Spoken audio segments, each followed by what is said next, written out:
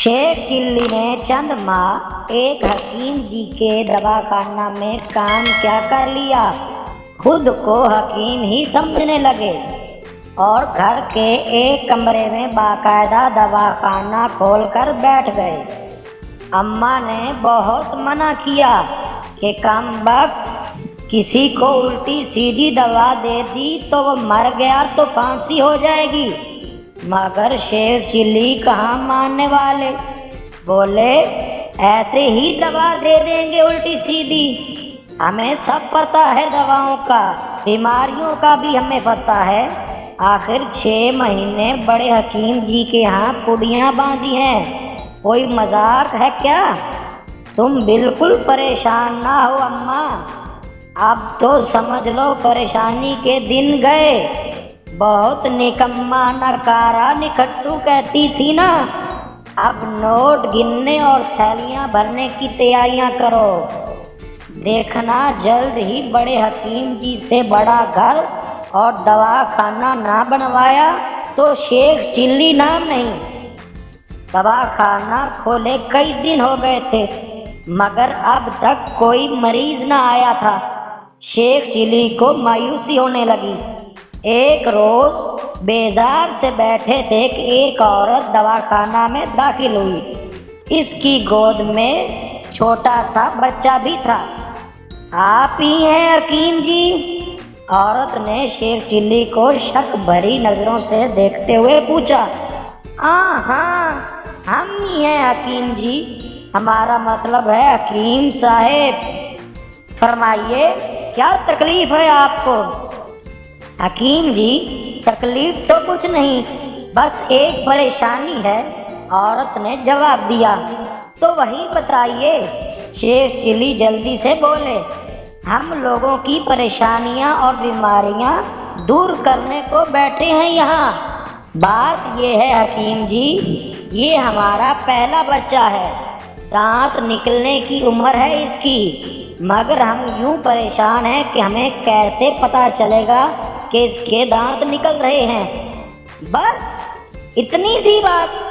अरे ये तो किसी बेवकूफ़ से पूछिए, वो भी बता देगा। खैर अच्छा किया जो हमसे पूछ लिया। शेख चिल्ली गर्दन अकड़ाए कह रहे थे, ये तो बहुत आसान है, आप बच्चे के मुंह में उंगली डालिए, अगर काट ले तो समझ लीजिए दांत निकल आए, ना काटे तो इसका मतलब होगा दांत अभी नहीं निकले। मगर हकीम जी, औरत बोली, हाथों में तो जरासीम होते हैं, मेरा बच्चा बीमार ना हो जाएगा। हाँ ये बात भी है, शेख चिल्ली ने कहा। खैर आप ऐसा कीजिएगा कि बच्चे के मुंह में उंगली डालने से पहले हाथ खोलते हुए पानी से धो लीजिएगा। हमारे उस्ताद बड़े हकीम साहेब चीज़ों को जरासीम से पाक करने की यही तरकीब बताते हैं सबको। वो खातून भी शेख चिल्ली की नस्ल से थी।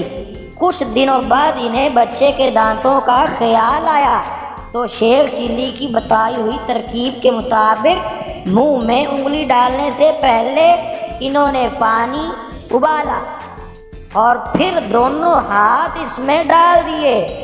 एक हौलनाक चीख बुलंद हुई, इनके दोनों हाथ बुरी तरह झुलस गए थे।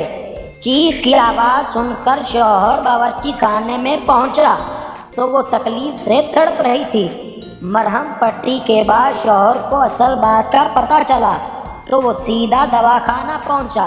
शेख चिल्ली एक मोटी सी किताब पर नजरें जमाए बैठे थे। तुम हकीम हो कि कसाई? वो शख्स दवाखाना में दाखिल होते हुए दहाड़ा। शेख चिल्ली के हाथ से किताब छीनकर मेज पर पटक दी और अब खूनखार नजरों से उन्हें घूर रहा था। अरे हाँ, ये क्या? अब हकीम हैं हम, वैसे कसाब का काम भी जानते हैं, कहो बकरा ज़िबा कर। अरे आए क्या?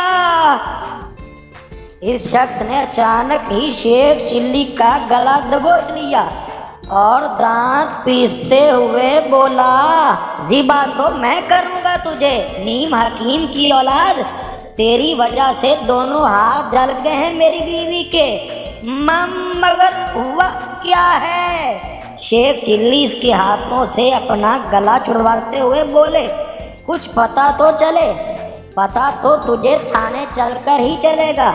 इस शख्स ने इनका हाथ पकड़कर दरवाजे की तरफ खींचते हुए कहा, सीधी तरह चल, नहीं तो जूते मारता हुआ ले जाऊंगा तुझे। ये हंगामा देखकर बहुत से लोग वहां जमा हो गए। अम्मा भी दरवाजे में आ खड़ी हुई थी। लोगों के पूछने पर इस शख्स ने सारी बात बताई। शेख चिल्ली भी गौर से सुन रहे थे। फौरन बोले, लो, इतनी सी बात पर इतना बड़ा हंगामा खड़ा कर दिया। अरे हाथ जल गए तो क्या हुआ? हम जो हैं हकीम इब्ने हकीम ऐसा मरहम देंगे कि इधर लगा उधर जख्म सा। अभी लाया। शेख चिल्ली इतना कहकर दवाखाना की तरफ बढ़े, मगर इस शख्स ने फौरन का हाथ पकड़ लिया। नहीं चाहिए तेरा मरहम बरहम, न जाने वो कैसा होगा, थाने चल, वहीं फैसला होगा।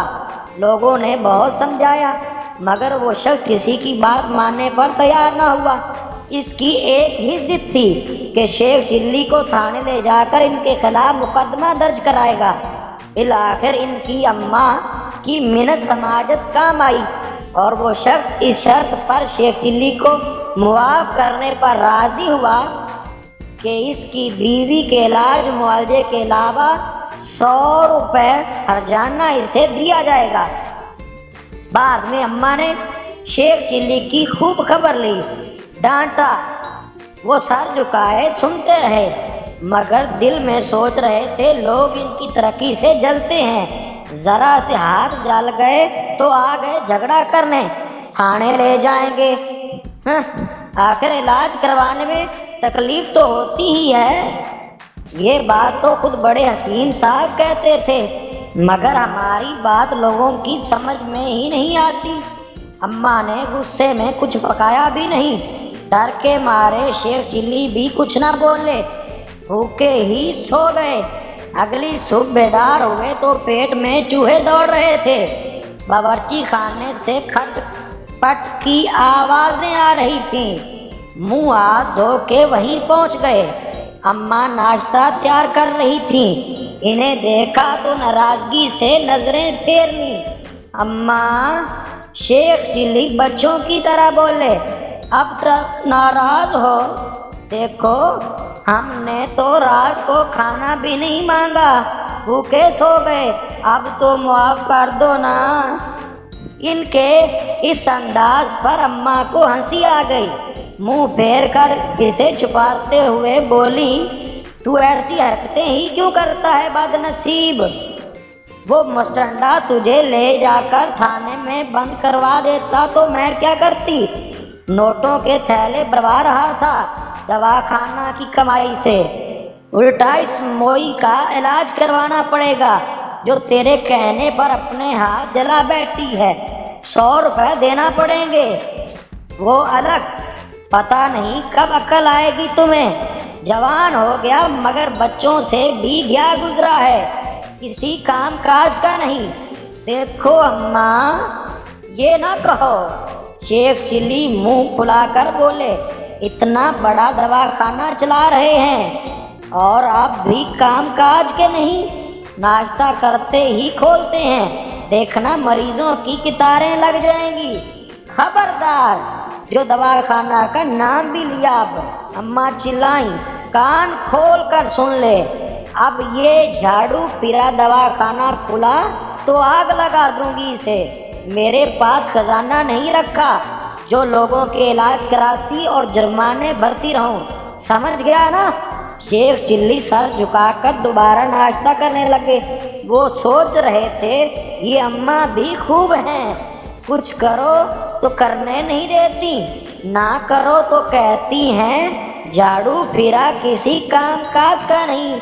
अब कोई बताए हम करें तो क्या करें?